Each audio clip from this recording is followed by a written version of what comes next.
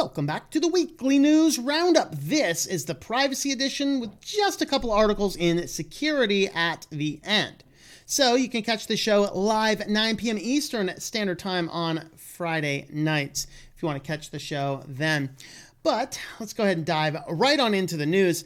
First and foremost, of course, there's always that old theory. Is Facebook really listening? You're having some private conversation. You talk about, needing to change your cat food. And next thing you know, you're browsing through your Facebook timeline and you're seeing advertisements for cat food. Facebook's like, there's no video going on. I actually did a little experiment to see if Facebook was picking up on any conversations and weird stuff. And I actually, in a very short realm of experiment, actually it lasted about 2 or 3 weeks. I was able to find that, I personally did not notice anything. Although I did find that if you do Facebook as a purely random thing, it sends you to very dark places very fast. So definitely an interesting thing. But right along that theory that Facebook's always listening to you, of course, here, Facebook is now wanting to have a Hey Facebook thing. And they say in here very clearly, this is opt-in only. Until you have to agree to make it always perpetually listening, or you can stop. That, by the way, is what happens when the WhatsApp new privacy policy rolls out and you choose not to accept the terms. They just lock you out of everything until you accept the terms. So you want those messages from your grandma, huh? Agree to our terms. That's what Facebook likes to do. And so available on the Facebook portal devices. Why on earth you'd have this thing in your house is beyond me. And on Oculus Quest headsets, the Facebook indoctrination tools themselves. So now they list the Hey Facebook as an alternative to Hey Portal. And you can actually see it was added as recently as February 5th by going back into the Internet Archives, assuming that Winston Smith has not already edited those Internet Archives, because the Internet Archives are actually actively being edited, which is a terrifying thing when you start editing history. It's like 1984 was a warning, not a playbook.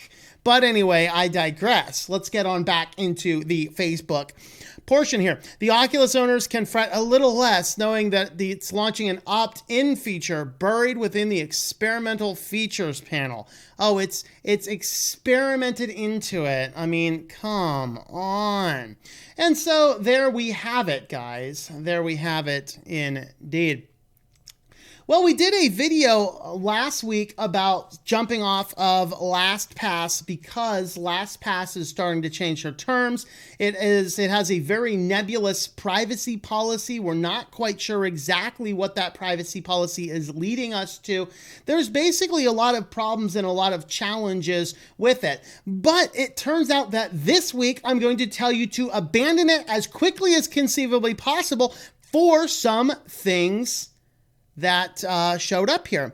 It turns out that the Android app has 7 different embedded trackers, everything from Google Analytics to things from Apps Flyer, Mixpanel, and Segment. So Segment, for instance, gathers data from marketing teams and claims to offer a single view of a customer, profiling users and connecting their activity across different platforms, presumably for tailored ads. So there we have it, guys. Are you comfortable with several app trackers, various tracking things embedded in your password manager? Get off of that crap. Head on over to Bitwarden if you need an online one, and preferably use KeePass XC for an offline password manager. Those of you with a Nextcloud or other syncing service on a home network, you can use the KeePass XC and sync that database file and always have your file up to date whenever you walk into your home network. So that is definitely the option. So jump off of LastPass, absolutely, because we are finding embedded trackers in this app. So be careful about that. DRM, this one could have either gone in security or it could have gone in privacy. I put it into privacy because of kind of what the story is here. So what this is, that the basic title line is DRM screws people yet again. A book DRM data breach exposes reporters, emails, and passwords. This is interesting and significant to me because I do publishing work. And so in that publishing work, you know, that advanced reader copies are a thing. And one of the ways that you would prevent your book from leaking out is to DRM lock it. And so there is a company here called NetGalley, which I have never used NetGalley. And if you join in and sign up to be on somebody's advanced reader copy or beta program copy, and by the way, I do not use this. So if I'm talking about a beta reading program, I'm not using this. Then people would just input their email into NetGalley, even if you've never otherwise used the service. Well, they had a data leak, and they never disclosed the data leak. This guy, this researcher, found his email on a leaked password list online several months prior and had never yet been informed. The moral of this story here is if you're going to do things like this is why I like having something like a cPanel set up, why I like having my own email hosting, because I can spin up an email address for little things like this. And if they leak, I can just kill the email address and send everything that goes to it to spam.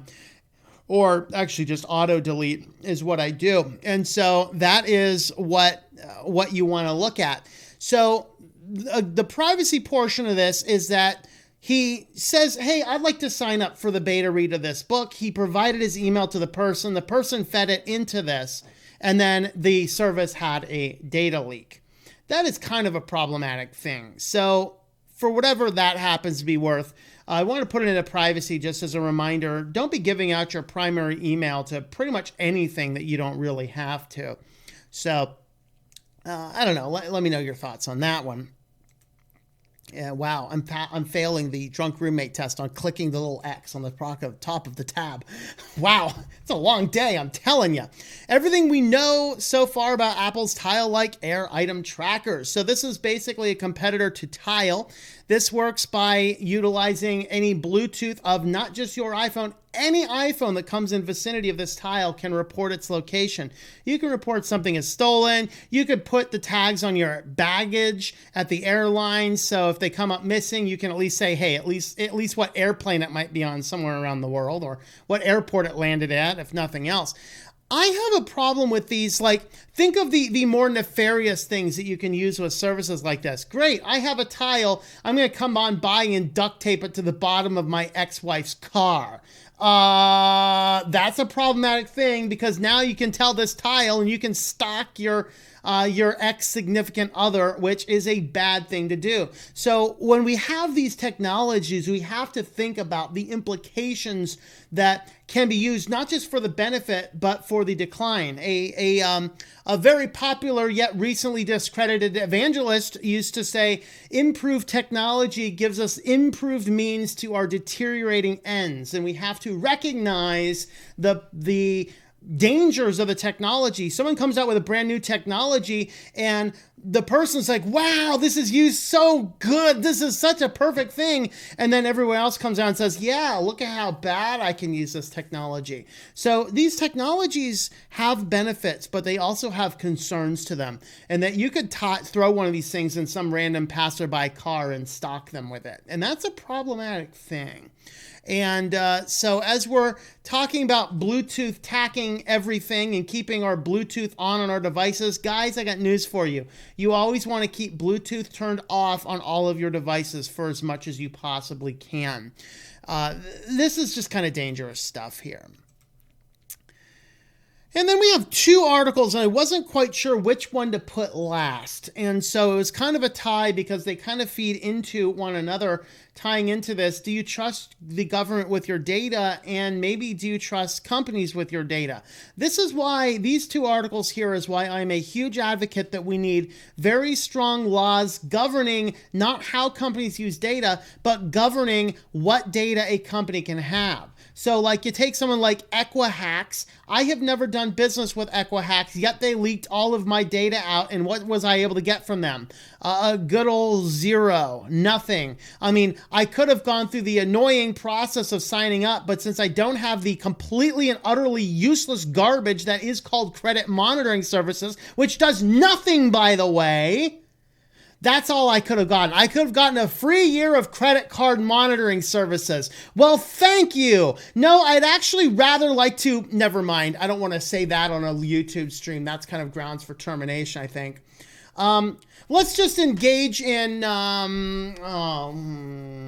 we'll put it this way. Capital punishment should have been on the table. All right, we'll leave it at that.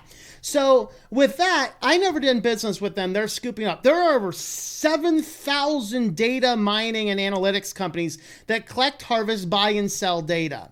This is a neat one here that I saw recently. I think this was on the Edward Snowden clip somebody threw in the YouTube section feed on the Discord server.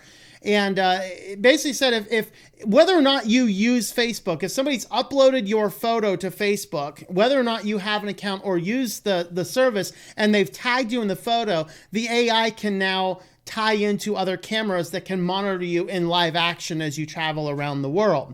That is kind of a problematic thing. We need to have strong laws regulating the amount of data a company can collect. That is what we need to do to save things. And if I want to go out and be like, hey, I want to participate in the credit score system because you bankers are nothing more than trained monkeys.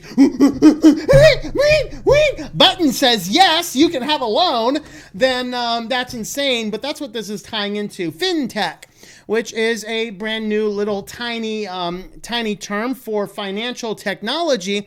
This is, they're talking about the discussions, and we talked about this a little bit a while back.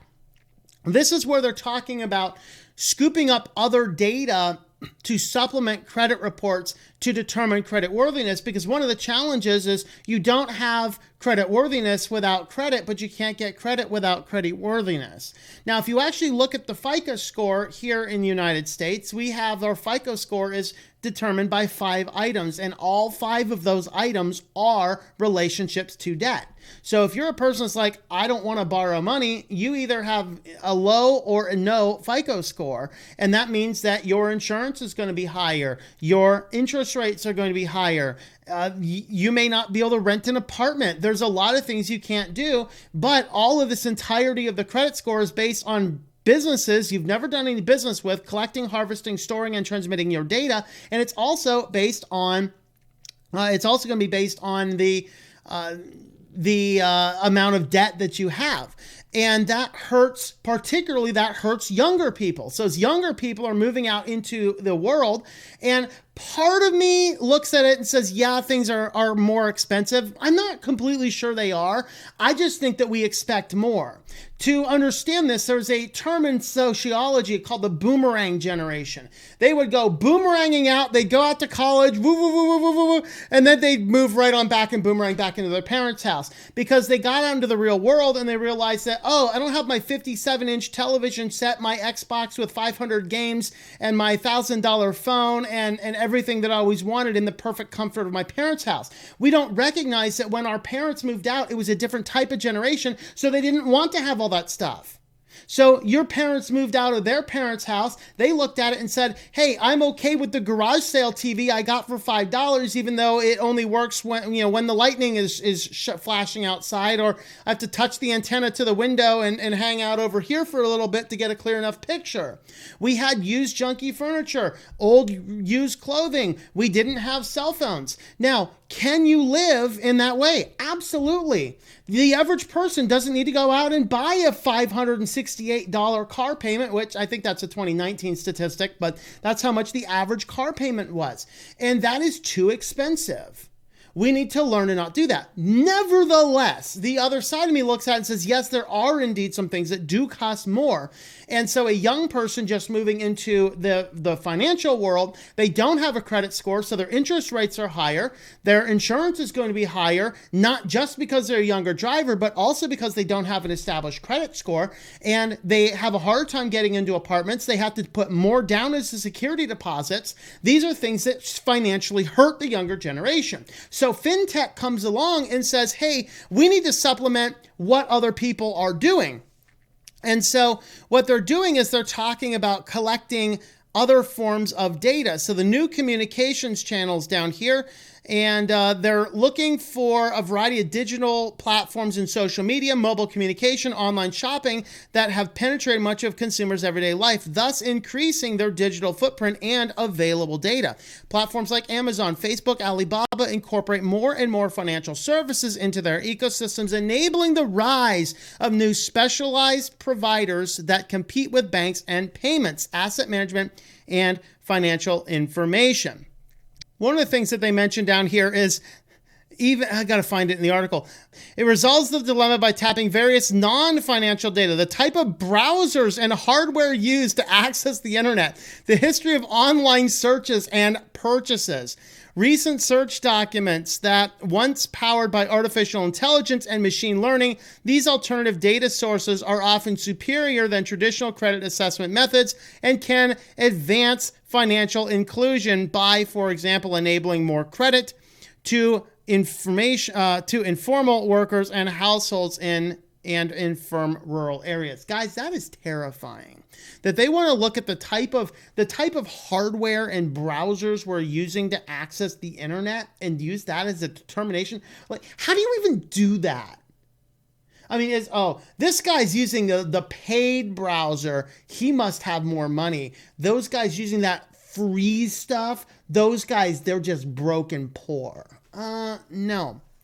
And so on the flip side of this, some people are running out and saying, we need to have FinTech. We need to have these financial industries coming in and just giving us all this stuff. We need to give them more data and utilize more of this data to do this. And then another group's coming out and saying, yeah, private firms can't possibly protect us from digital attacks. I mean, look at the SolarWinds attack here. The government must step in. Okay. If you haven't been following, okay, China was still dependent on Flash after the expiration date. Then they hacked browsers to put Flash back in it, and that Flash that they hacked into it is now spreading malware in China. In South Africa, they were using Flash to upload financial documents for their version of the IRS. Okay?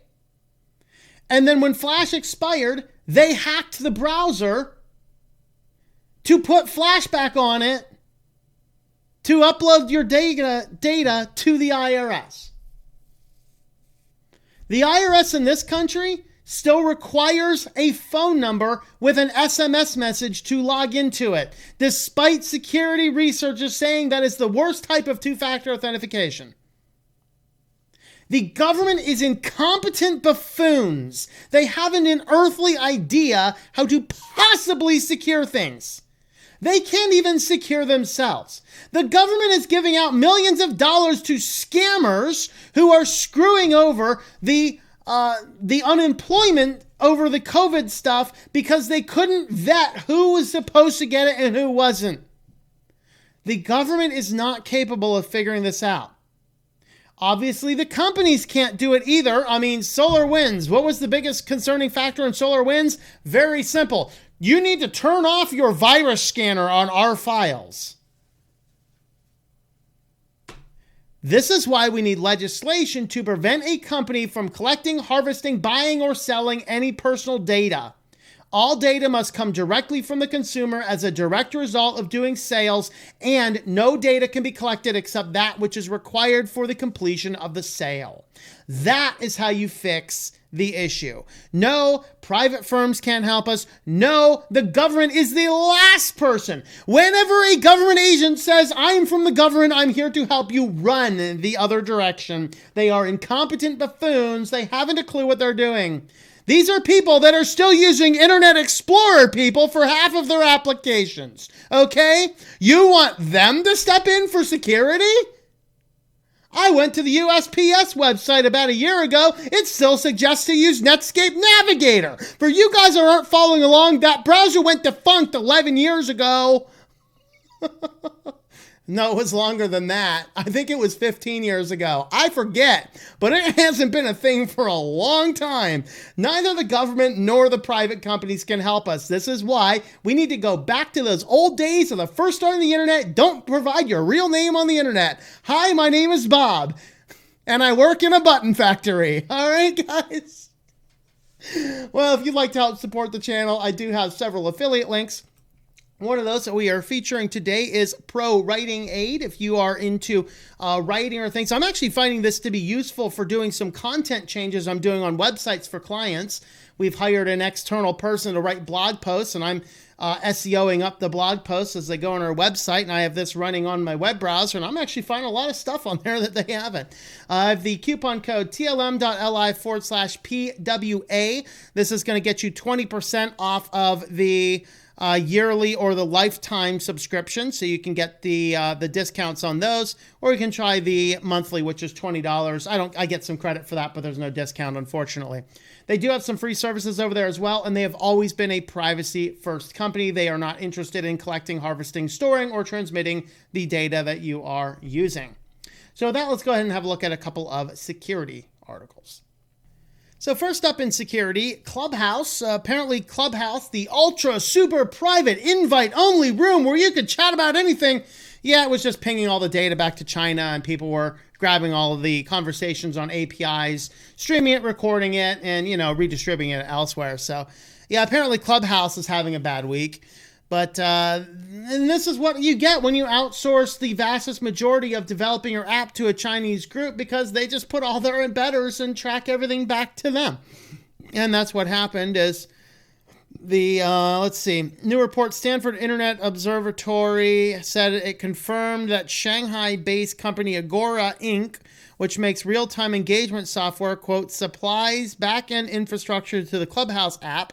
The SIO further discovered that users' unique Clubhouse ID numbers, not usernames, and chat room IDs are transmitted in plain text, which gives Agora access to raw Clubhouse audio. So anyone observing the internet traffic could match the IDs on the shared chat rooms and see who's talking to each other, SIO treated, noting for mainline Chinese users, this is troubling. But for everybody in the universe, this is troubling. So definitely, guys, be wary of the brand new services that pop up and crop up, because they may not be all together quite yet. DreamBus, this is a Linux botnet. So DreamBus botnet targets enterprise apps running on Linux servers. It uses botnet exploits to brute force Postgres, SQL, Redis, SaltStack, Hadoop, Spark, and it's others, but like SSH is a significant one in there. So you have to be careful of that. So basically what they're doing is they're getting in there, they're using Tor to access the servers, and then they're doing brute force on a variety of your root credentials, because one of the downsides of some of these is root is always enabled on databasing and stuff like that. And so it's brute forcing its way into these, and then once it gets in there, it's checking in. And guess what, guys? They're using DNS over HTTPS. This is what I've warned you about. No, I don't want to go to the Twitter feed. Thank you very much. But they're using DNS over HTTPS to connect to its Onion Tor site so that nobody can really see what's resolving to what. Guys, it's almost like I've been warning people against HTTPS or, of DNS over HTTPS, because you can't get around it. It can do whatever it wants. It hides the malicious domain, something I said earlier, of course, in this show. Some people say, wow, this is amazing. We can protect our DNS calls. And the scammers are like, sweet. And so we have to be careful with these. So presumably updates for these are going to be coming down the pipeline soon. So beware of that. But there's some Linux servers being targeted for botnets. Well, you can also help support the channel by heading on over to Subscribestar. Subscribestar.com/switchedtolinux. You can jump on over there. I have the 1, 5, 10, 25 plan.